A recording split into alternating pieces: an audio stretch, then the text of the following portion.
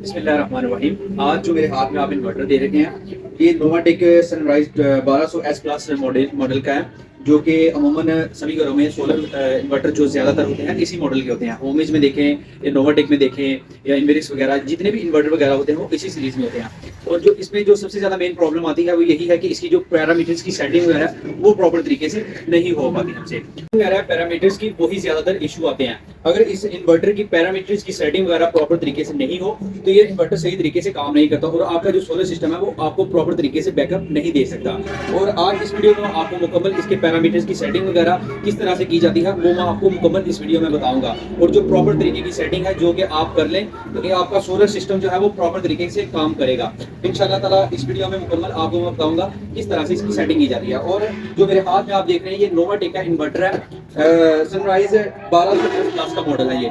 और जो होमेज है या दूसरे तीसरे इन्वर्टर वगैरह है वो सारे इसी सीरीज में आते हैं ज़्यादातर। और ये इसकी जो स्पेसिफिकेशन की बात की जाए तो ये 900 वाट का है और एमपीपीटी जो है ये इसका अगर आप देखें 50 एम्पीयर का एमपीपीटी है इसके अंदर और बहुत ज़बरदस्त ये इन्वर्टर है। और जो पैरामीटर की सेटिंग के लिए आपको सबसे अहम चीज की जरूरत पड़ती है वो आपको एक अदद यूजर मैनुअल की जरूरत पड़ती है, जो कि हर इन्वर्टर के साथ उसके बॉक्स के अंदर होता है। अगर आप उसका बॉक्स ओपन करते हैं आपको एक अदद उसके साथ एक यूजर मैनुअल मिलता है, जिसके जरिए आप मुकम्मल इसकी जो पैरामीटर्स की सेटिंग है आसानी से कर सकते हैं, क्योंकि हर चीज वो मेंशन है जो इसकी सेटिंग होती है। तो इंशाल्लाह ताला आपको इस जो यूजर मैनुअल है इसके जरिए ही आपको समझाऊंगा कि किस तरह से इसकी सेटिंग करनी है। तो मेरी वीडियो को एंड तक लाजमी देखिएगा, इंशाल्लाह ताला आपको प्रॉपर तरीके से सेटिंग का तरीकाकार मैं इस वीडियो में आपको बताऊंगा। जी तो दोस्तों, आप देख सकते हैं हमारा इस वक्त इन्वर्टर ऑन हो चुका है और ये 12 वोल्ट का इन्वर्टर है। एक बैटरी पर हमने इसको ऑन किया और इसकी जो आप देख सकते हैं डिस्प्ले पे 3 इंडिकेशन लाइट्स हैं और उसके अलावा एक पावर ऑन ऑफ का बटन है। तो इसकी सेटिंग मैं आपको बताता हूँ किस तरह से की जाती है। जब भी आपने सेटिंग ऑन करना है तो ये आप देख सकते हैं इंटर सेलेक्ट का जो ऑप्शन है तीसरे नंबर पर, इसको आप क्लिक करके रखेंगे 3 से 4 सेकंड। उसके बाद इस तरह का डिस्प्ले आएगा। आगे आपने अगर पहली सेटिंग ऑन करनी है यानी कि आगे बढ़ना है तो उसके लिए आपको दरमियान वाला सिलेक्ट वाला ऑप्शन क्लिक करना पड़ेगा, ठीक है। उसके बाद अगर आपने इसकी सेटिंग को चेंज करना है, ये जो तीसरे नंबर पर जिसके सेटिंग ऑन होती है वहां पर आपको जाके क्लिक करना पड़ेगा। जैसे यानी मैंने यहाँ पे क्लिक किया। अब इसकी सेटिंग को चेंज करने के लिए हमें फिर दोबारा से वही सिलेक्ट का ऑप्शन, जैसे मैं इसकी सेटिंग को चेंज करता हूँ तो ये देख सकते हैं सेटिंग चेंज हो चुकी है। अभी हमने इसको सेव करना है तो फिर दोबारा इंटर पे सिलेक्ट करेंगे, जैसा कि अभी मैं आपको इसको सेव करके बताऊंगा। ये देख सकते हैं अभी मैंने इसको सेव करना है तो इंटर के बटन पर क्लिक करूंगा, ये इंटर पे क्लिक कर दिया। सेम टू सेम ये हमारी सारी जो अगले पैरामीटर्स की जो 14 नंबर तक सेटिंग्स हैं वो सेम टू सेम ऐसे ही होंगी, ऐसे ही हम आगे बढ़ेंगे और इसी तरह से इस सेटिंग को सेव करेंगे। तो दोस्तों दूसरी सेटिंग जो ऑन करने वाला हूँ, ये देखें अभी मैंने सेलेक्ट के बटन को ऑन किया, हमारी अभी ये बैक चला गया था। तो दूसरी सेटिंग को ऑन जब मैं करूंगा, ये पहली सेटिंग थी, ये है हमारी दूसरी सेटिंग। ये बैटरी टाइप है, इसको आपने छोड़ देना है, तीसरे नंबर पर आ जाना है। ये है हमारी जो यूटिलिटी करंट चार्जिंग, यानी कि हमारी वापडा से जो करंट चार्जिंग है ये हम कितने एम्पेयर तक रख सकते हैं, इसको मैंने रखा। ये देख सकते हैं अभी मैंने इसको 20 एम्पेयर पर रखा हुआ है। उसी तरह जैसे मैंने आपको बताया था कि इंटर के बटन को सिलेक्ट करना, आपने इंटर करना है तो यहाँ से आप चेंज कर सकते हैं। तो यूटिलिटी से मैंने चार्जिंग करंट जो है वो 20 एम्पेयर रखा हुआ है, जो कि डिफॉल्ट सेटिंग भी होती है आपके इन्वर्टर की। तो आप देख सकते हैं अभी मैंने इसको 20 एम्पेयर पर ही रखा हुआ है। आगे इसको सेव करना है तो फिर वही प्रोसेस होगा, इंटर के बटन को सिलेक्ट करेंगे तो आपका ये सेव हो जाएगा। अगली चौथी नंबर सेटिंग पर आप देख सकते हैं इसको आपने छोड़ देना है। उसके बाद 5वीं नंबर सेटिंग है जो आप इस वीडियो में आपको मेन सेटिंग बताऊंगा जो कि इस इन्वर्टर में की जाती है। ये फ्लोटिंग जो चार्जिंग करंट है उसको रखा हुआ मैंने डिफॉल्ट पे ही 13.5 वोल्टेज पे। उसके बाद 6 नंबर सेटिंग है, ये बहुत आम सेटिंग है, ये कट ऑफ वोल्टेज की सेटिंग होती है। मिसाल के तौर पर जब आपकी लाइट वगैरह या सोलर वगैरह की जो प्रोडक्शन है वो नहीं हो रही होती तो उसके बाद जो बैटरी पर करंट चल रहा होता है यानी कि बैकअप होता है वो कितने वोल्टेज पर आकर बंद हो जाए, तो इसको मैंने 9.9 वोल्टेज पर रखा हुआ है। 7 नंबर पर 3 सेटिंग्स होती हैं, इसमें होती है UEI SOL SBU। जो फर्स्ट सेटिंग है वो UEI है जो कि डिफॉल्ट सेटिंग होती है। इसमें क्या होता है कि अगर आप देख सकते हैं लिखा हुआ है utility will provide power to the loads as per polarity, solar and battery energy will provide power to the loads only when utility power is not available.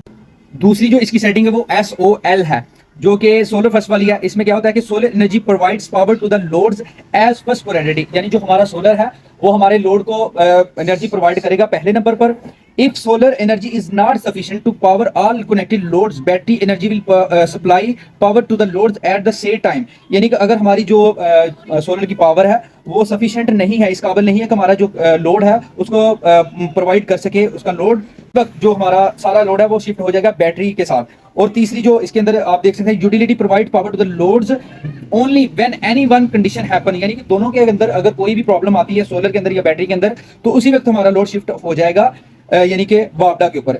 Solar energy is not available, battery voltage drop to low level, warning voltage are the same setting point in program time. ये तो हमारे 10 programme में start होगी। और तीसरे number पर जो अहम और सबसे ज्यादा की जाने वाली सेटिंग SBU है, जो आप देख सकते हैं यहाँ पर, solar energy provide power to the loads as first priority, यानी कि हमारा जो सोलर है वो जो लोड को पावर प्रोवाइड करेगा वो पहले नंबर पर करेगा। If solar energy is not sufficient to power all connected loads, battery energy will supply power to the loads at the same time. Utility provides power to the loads only when battery voltage drops to either low level warning voltage or setting point in program time. यानी कि जो हमारा solar है वो सबसे पहले power provide करेगा हमारे लोड को, और दूसरे नंबर पर हमारी बैटरी हमारे लोड को पावर प्रोवाइड करेगी। और अगर दोनों चीजें हमारे पास अवेलेबल नहीं है तब जाकर हमारा यूटिलिटी प्रोवाइड होगी हमारे लोड को।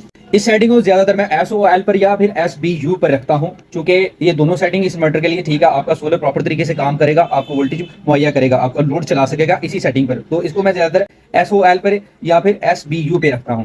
तो अभी मैं इसको SBU पे रख लूंगा सेव करने के बाद। तो अगली हमारी आपको बता दूं कि सिर्फ और सिर्फ आपने जो चीज़ों का ख्याल रखना है वो 3 नंबर सेटिंग, उसके अलावा आपकी जो 6 नंबर सेटिंग है, 7 नंबर सेटिंग, और उसके बाद अहम सेटिंग जो है वो आप देखें तो हमारे पास है वो जो बैटरी चार्जिंग के लिए charge source priority to configure charges source. जी तो दोस्तों, सबसे आखिर में और सबसे जो इसकी लास्ट सेटिंग है सबसे अहम तरीन वो है हमारी charge source priority to configure charge source priority, यानी कि चार्ज होगी। तो आप देख सकते हैं इस वक्त मैंने इसको SNU पे सिलेक्ट किया हुआ है, और इस सेटिंग में 4 सेटिंग होती है sorry, CUE, CSO, SNU and OSO। तो जो दूसरे नंबर पर आप देख सकते हैं CSO, जो कि ज्यादातर मैं इसी पे रखता हूं। इसमें क्या होता है, solar energy will charge battery as first priority, utility will charge battery only when solar energy is not available, यानी कि जो सोलर एनर्जी है वो चार्ज करेगी बैटरी को as a first priority. Utility will charge battery energy is not available, यानी कि जब हमारा सोलर अवेलेबल नहीं होगा, यानी कि शाम के वक्त मगरिब की टाइम जब हमारा सोलर खत्म हो जाता है, धूप की रोशनी खत्म हो जाती है, तो इसकी चार्ज जो प्रायोरिटी है वो शिफ्ट हो जाएगी हमारे वापडा पे। तो तीसरे नंबर पर सेटिंग है SNU, ये भी बहुत जबरदस्त सेटिंग है। इसमें क्या होता है, solar energy and utility will charge battery at the same time. इसमें क्या होता है कि जो आपकी वापडा और solar no matter utility is available और नॉट, यानी कि इसमें सिर्फ क्या होगा कि आपका सिर्फ सोलर बैटरी को चार्ज करेगा, इसमें कोई फर्क नहीं पड़ता कि बिजली है या नहीं है, तो आपका सोलर ही आपकी बैटरी को चार्ज करेगा। तो ये ज़्यादातर बिजली बचाने के लिए जो बिल की कमी के लिए लोग इसको सेटिंग को करते हैं, लेकिन ये मेरे ख्याल में बैटरी की जो हेल्थ है उस पर फ़र्क पड़ता है। तो आप बेहतर है या तो इसको CSO पे रखें। CSO तो इसकी जो सबसे बेस्ट सेटिंग है वो CSO ही है, क्योंकि charge battery as first priority, यानी कि सोलर चार्ज करेगा दिन के वक्त जब तक रोशनी आती रहेगी सूरज की। उसके बाद जो ही मगरिब का टाइम होगा उसके बाद ये शिफ्ट हो जाएगा। कि मुकम्मल सेटिंग थी। अगर आप इसका जो यूजर मैनुअल है इसको मुकम्मल रीड कर लेते हैं तो आपको प्रॉपर तरीके से इसकी सेटिंग की समझ आ जाएगी। और इस चीज़ के लिए परेशान नहीं हो, इसकी सेटिंग चेंज हो है या दूसरे जितनी भी कंपनीज के है, इसकी जो पैरामीटर सॉफ्टवेयर सेटिंग होती है आपकी जो तो आपने इस चीज़ से सेम होती है। इसकी जो पैरामीटर सॉफ्टवेयर है ये एक ही कंपनी तैयार करती है, और इसकी जो सेटिंग नंबरिंग होती है ये सेम टू सेम होती है। जी तो दोस्तों, मैं उम्मीद करता हूँ आप सभी को ये मेरी वीडियो बहुत अच्छी लगी होगी, और इंशाल्लाह ताला नेक्स्ट भी अपने चैनल पर इसी तरह की वीडियोस अपलोड करता रहूंगा। और आप सबसे गुजारिश है कि मेरे चैनल को लाजमी सब्सक्राइब कीजिएगा और लाइक कर दें, फॉलो कर दें। आप सभी दोस्तों का बहुत शुक्रिया। अल्लाह हाफिज़।